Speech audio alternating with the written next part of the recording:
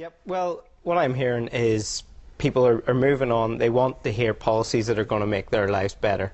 An issue I was looking at today, and we just saw it here in the news, the issue of fuel poverty.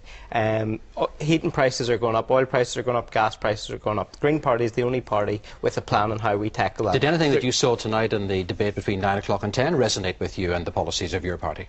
No, well, again, what we seen tonight was, as Jim pointed out, you can have more of the same, vote for us and you get what you've got. We're actually offering some positive policies, giving people something to vote for. So we want to insulate people's homes across Northern Ireland. That will reduce the amount they have to spend on gas and oil.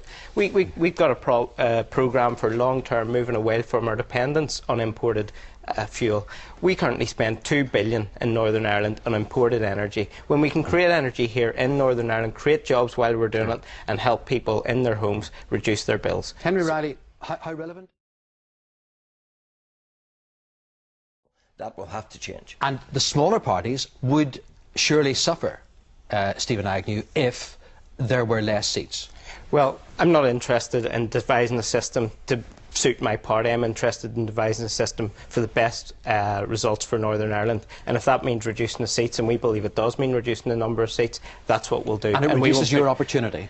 We will put the people of Northern Ireland first in all our decision making. We want to benchmark all decisions on whether they're good for the economy, good for people and good for the environment, because ultimately we have to meet various policy objectives in each of those goals. So take, for example, our plans on the home insulation schemes. That's good for the economy because it'll create jobs fitting that insulation. It's good for people in their homes because, as I mentioned before, it reduces their bills, keeps more money in their pocket that they can spend in our local shops. And it's also good for the environment because it reduces emissions. And as we've seen in the stories today about smog in London, reducing emissions means cleaning up our air, means better health for us all, less asthma, less lung cancer. So health and the environment aren't separate. The economy and the environment aren't separate. These are all interrelated issues, and we have to tackle all decision making based on those benchmarks. Another thing we have to do, and it's been talked about here tonight, we have to protect public sector jobs. You don't boost the economy by putting people out of work. So we have to protect first and foremost the jobs we have. We have to boost the small businesses in Northern Ireland, which are the backbone of our economy.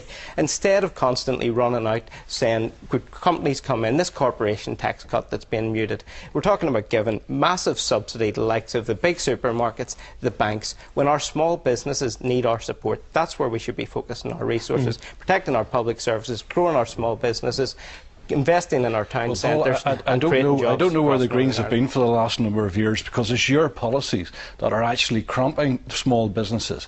We have your policies have led to increase in so-called carbon taxation.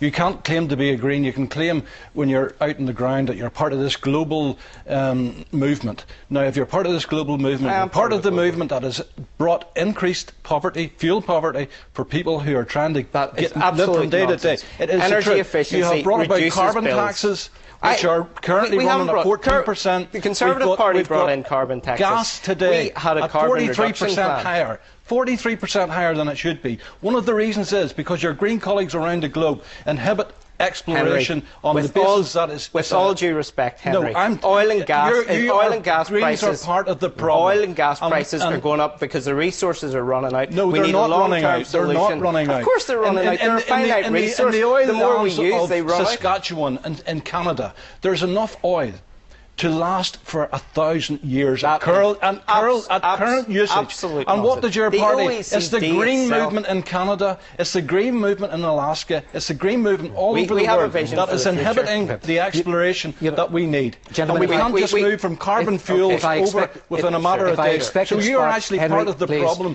for inhibiting business. I'm not sure I expect and causing to be fuel flying poverty tonight between the Greens and between UKIP, but there are other issues. I do want to bring... Can I get just briefly on that point? It'll have to be very briefly. Very briefly. By investing in renewable energy, we can create jobs in Northern Ireland.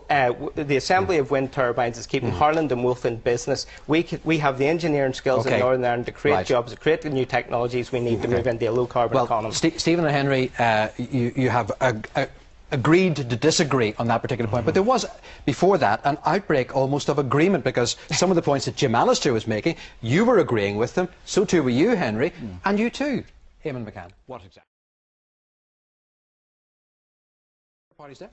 Yes, absolutely. And I mean, if we're going to talk about democracy, we need to be talking about giving all the information to the voters. The Green Party is the only party in Northern Ireland that does not accept corporate donations, and we go further than that. We publish our donations online, unlike the other parties in Stormont, at least some of the other parties in Stormont, who voted to keep from the people how their parties are funded. We're seeing massive amounts of money spent on these election campaigns, and I'm pretty sure, you know, significantly more than what the Green Party spend. We're saying how we're getting our money. We don't take it from big businesses. We make decisions based on who... I'm afraid I don't know any developers that hand me out 25,000 That's fine, Jim Alistair. I want to hear from you, Henry.